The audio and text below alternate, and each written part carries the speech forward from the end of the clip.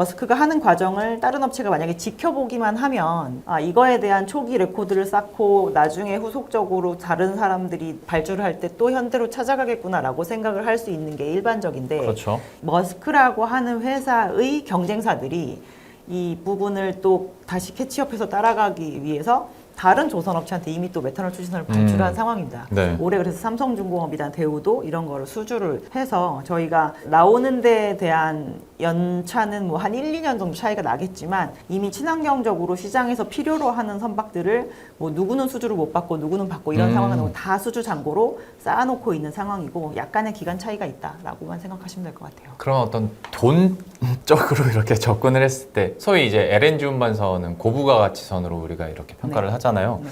이쪽 뭐 메탄올 기반의 친환경 선박들도 역시 그러니까 마진이 많이 남고 고부가가치선으로 알고 있으면 되는 건가요? 전혀 설비 정보가 자체의 없어서. 가격이 기존의 컨벤셔널 선박보다 한 30% 정도 비싸다고 알려져 있는 상황이고요. 이제 저희가 초기에 기술 개발을 할 때는 분명히 다 초기에 비용이 들어가게 되지만 이 부분에 대한 수요가 많아져서 앞으로 연속 건조를 할 수 있는 방향으로 가게 된다면 마진이 더 많이 남게 될 것으로 보고 있습니다. 그리고 여기서 찾는 사람만 많다면 사실 배 가격은 부르는 게 값이잖아요. 그렇죠. 네. 네. 시가에 따라서 움직이는 그렇죠. 재화이기 때문에. 네, 높아질 수가 있기 때문에 여기에 대해서 또 얼마나 수익성을 높여갈 수 있을지도 지켜봐야겠습니다. 근데 이제 뭐 항상 다 좋은 것만 있는 건 아니니까 그럼요. 좀 네. 불안해하시는 요인들에 대해서 몇 가지만 한번 질문을 드려볼게요.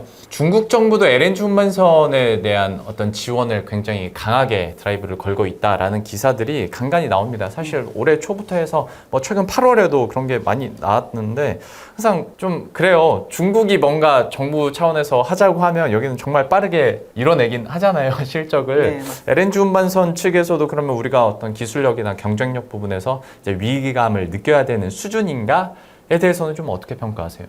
일단 중국은 돈으로 밀어붙이면 사실 할 수 있는 환경이 우리나라보다 훨씬 잘 그럼요. 갖춰져 있는 건 사실이고 레코드를 쌓기 위해서는 그 나라가 그 재화를 수입하는 과정을 많이 겪을수록 해당 선박을 많이 만들어 볼 수가 있거든요. 네. 우리나라 조선 업체들이 LNG 선박을 잘 만드는 이유는 우리나라는 과거에는 전 세계적으로 2등 LNG 수입 국가였기 때문입니다. 지금이야 이제 순위가 3등 이하로 밀려난 상황이지만 그리고 지금은 중국이 전 세계에서 가장 많은 LNG를 수입해서 쓰는 국가가 네. 되었는데요. 그러려면 적어도 1년에 한 10척 이상의 LNG 캐리어를 만들 수 있어야 되는데 중국은 작년까지 LNG를 만들어낸 조선업체의 기록상으로는 대형 LNG선을 한 4척 정도밖에 만들 수가 없어요. 다 합쳐서요? 네. 그래서 자기네 나라에 필요한 수요마저도 못하나요? 사실 지금 커버할 수 없을 만한 상황입니다. 그래서 원래는 후동중화라고 하는 대형 조선 업체만 LNG 대형선을 만들었었는데 이제 작년에 수주에 데뷔를 한 업체들이 한 대여섯 군데 돼요. 네. 수주는 했으나 이제 그 업체들이 처음으로 LNG를 인도하게 되는 해가 아마 한 26년 정도 될 것으로 보고 있습니다.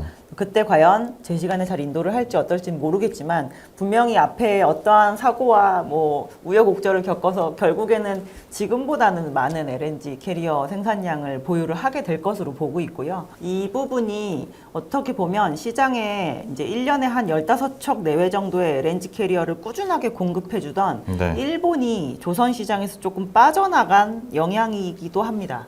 그래서 그 정도를 매번 잘 수급해 주던 국가가 빠져나갔는데 LNG는 시장에서 점점점 더 필요하게 되니까 이제 중국이 이 시장에 안 뛰어들 수 없을 만한 상황이고 지금은 자체적인 수요 정도를 충당하기 위한 과정일 거라고 저희는 보고 있고 제3국에서의 이 LNG 수요가 필요로 한다면 1차적으로 중국 조선소를 찾을 가능성은 조금 제한적이지 않을까라고 보고 있습니다. 그리고 사실 듣다 보니까 생각나는 건 중국에서 이제 인도를 한 이후에도 어떤 완성도 측면이나 질적인 측면에서 또 점검해야 되는 기간이란 게 있을 거잖아요. 그렇죠. 그래서 실제로 1호선 LNG 캐리어 중국에서 만들었을 때 나오자마자 한 달 만에 수리소로 돌아갔었다는 그 사례도 있어서 네. 예, 그 나머지 두 번째, 세 번째로 이 LNG 캐리어를 만드는 데 있어서 데뷔전을 치르는 조선 업체들이 전혀 사고 없이 넘어갈 거다라고 저희가 보장할 수는 없을 만한 그러겠네요. 예.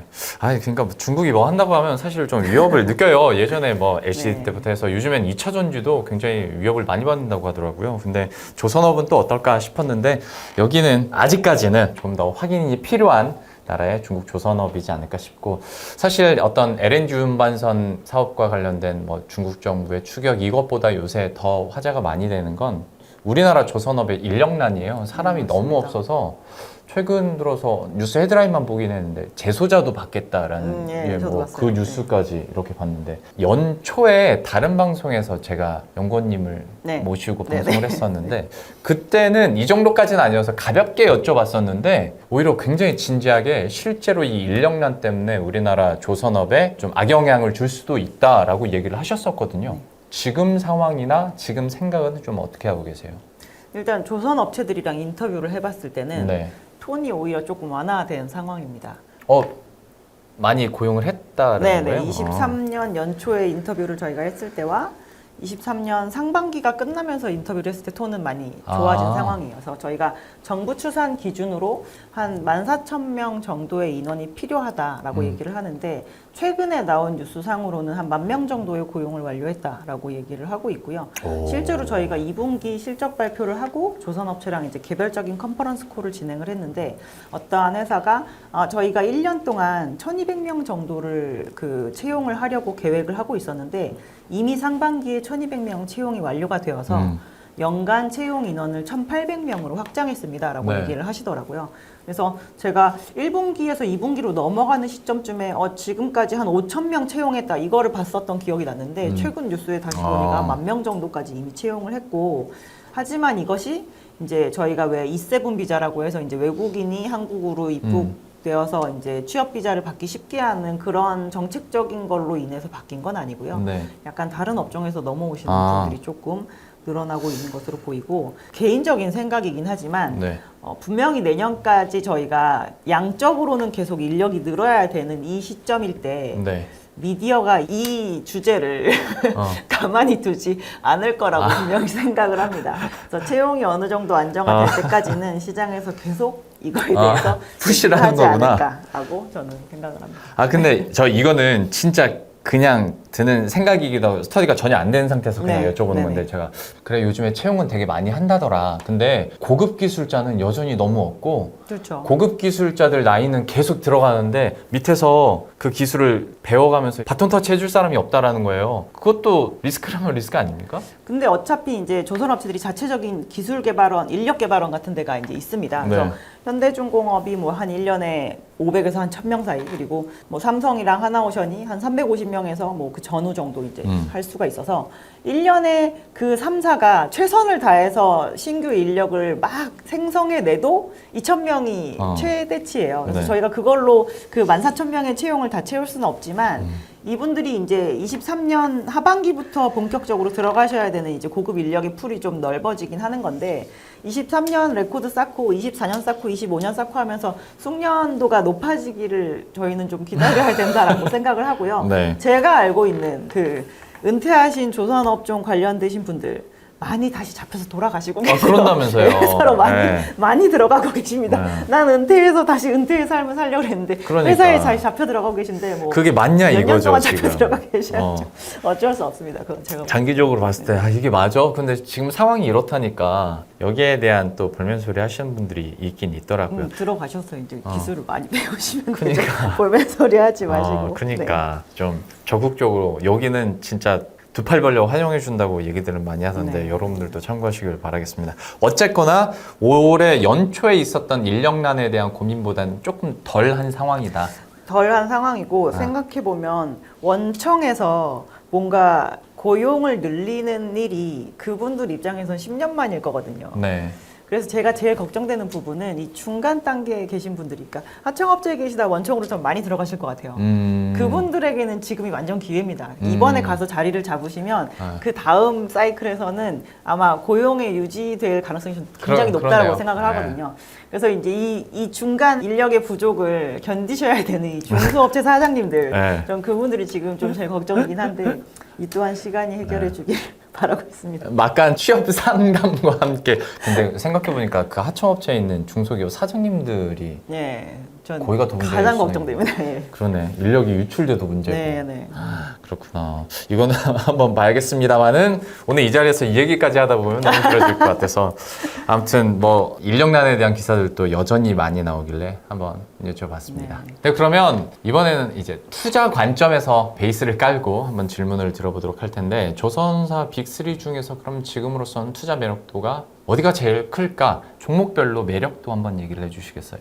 저희가 우리나라의 조선 업체한테 누가 정말 기술력으로 굉장히 뛰어나고 네. 굉장히 떨어지느냐 이렇게 질문을 하면 저는 사실 그렇게 차이가 없다, 차이 별로 없다고 없다면서요. 말씀을 드립니다.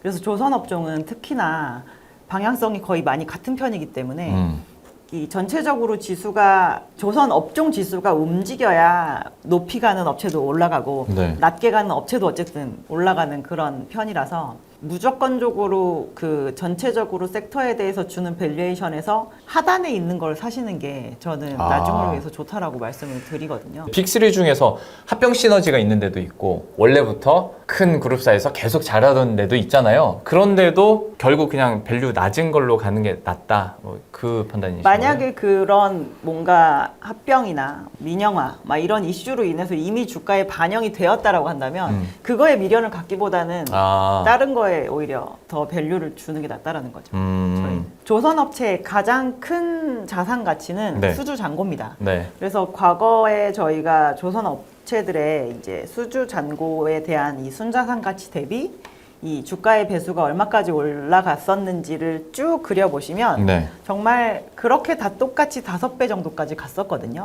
근데 그때와 지금은 저희가 회계 기준이 좀 달라요. 네. 그래서 그때는 수주를 막 잘하면 화생 상품으로 손실이 나면서 자본이 막 작아지는 그런 이상한 계정이 있었습니다. 그래서 저희가 이제 그 계정이 없어졌기 때문에 지금 그리고 조선업체들이 안정적으로 가지고 있는 수주 잔고가 한 3년 정도이기 때문에 한 3배 정도를 가지고 그 이상으로 올라갔을 때는 조금 과평가 상태라고 저희가 판단을 해야 되는데 이제 그 부분에 최근에 많이 근접했었던 업체가 이제 한 업체 같은 경우는 하나오션 같은 경우였었고 이제 하나오션에 이어서 바로 두 번째 밸류에이션에 위치했었던 업체가 이제 HD 현대중공업이었었는데요. 그렇지 않은 다른 업체들이 오히려 그 업체들이 많이 오르고 나서는 그 뒤에 퍼포먼스가 더 좋았었던 시기가 있었죠. 지금으로 어떤 수주 목표량에서 제일 미달되는 데는 지금 하나오션 쪽인가요? 미달은 올해 기준으로는 올해 하나오션이 가장 지금 미달되어 있는 상황입니다. 그래도 여기는 이제 뭐 스타트하면서 잘 되겠죠? 근데 민영화가 되었다는 걸로 주기에는 네. 너무 프리미엄이 좀 과하지 않았나라고 저희는 생각을 하고 있고요. 이번에 거의 4배에 근접하는 정도의 수준의 밸류에이션에 갔었고 네. 그 회사가 그렇게 올라가는 동안 경쟁사의 밸류에이션이 거의 그 회사의 절반밖에 안 됐었기 때문에 맞아요. 네. 네, 저희는 그닥 음. 그거에 대해서 그러니까 불타기를 권하지 않는 섹터라고 보시면 네, 네. 될 것 같습니다. 네, 방금 되게 좋은 투자 포인트와 전략이 나왔어요. 네, 들으실 수 있는 분들은 들으시면서 네, 종목 전략 가져가시길 바라겠는데 그 올 한 해 이런 조선사 빅3 주가가 얼마나 올랐을까 한번 봤거든요. 네네. 많이 올랐어요. 진짜 한 50%에서 많게는 70%까지 오른 종목도 있는데 다만 슈퍼사이클이라면서 50에서 70%라고 하면 그러니까 죄송합니다. 2차 전지 막 이런 데들이 막 200~300%씩 가다 보니까 그렇죠. 조선업은 그렇게 가는 주가는 아닌데 약간 좀 아쉽다라는 게 있거든요. 이 업사이드가 아직 충분히 더 많이 남아있다고 봐야 되는지 안 그러면 조선업 주가는 원래 좀 무거우니까 이 상태에서 이렇게 옆으로 가게 될 것인지 어떻게 평가하세요? 저희가 보통 수주 산업이기 때문에 수주 사이클일 때도 주가가 움직이고 네. 이 수주가 실질적으로 이 업체들의 실적이 드러날 때, 잡힐 때, 예, 네. 그때 실적 사이클로 또 세게 갑니다. 그게 한 2~3년 그게 주기. 거의 3년 정도의 네. 갭이 필요하죠. 그래서 과거에도 보면 2007년에 올랐었던 그 주가가 굉장히 많이 리만 사태 이후로 떨어지게 되는데 그 고점을 3년 뒤인 2010년에 다시 다 찾아서 올라가게 되거든요. 근데 이 와중에 올라갔다 내려갔다 올라가는데 여기서 사고 여기서 팔고 여기서 사면 매우 힘들어지겠죠. 그렇죠. 예, 네. 당연히 그렇겠지만 저희가 지금 말씀드리는 지금의 현재 사이클의 시점은 그러니까 저한테도 가장 많은 질문을 하는 게 그래서 지금 어느 정도 국면인가요? 초입이냐? 라는 네. 걸 물어보시거든요. 지금은 일단 코로나 팬데믹 구간에 2021년 상반기에 있었던 수주가 대거 몰려드는 그 사이클은 지나갔습니다. 네. 지금은 이제 실적 사이클의 약간 초입이다라고 저희가 봐야 되고 이제 단순히 팬데믹으로 인해서 돈을 많이 벌어들인 해운사 말고 과거에 또 한 10년간 투자를 하지 않았던 이제 오일머니들이 투자를 하게 되는 그런 쪽의 발주 사이클이 남아 있음과 동시에 지금까지 수주한 것으로 인한 실적이 남아 있는 상황인데요.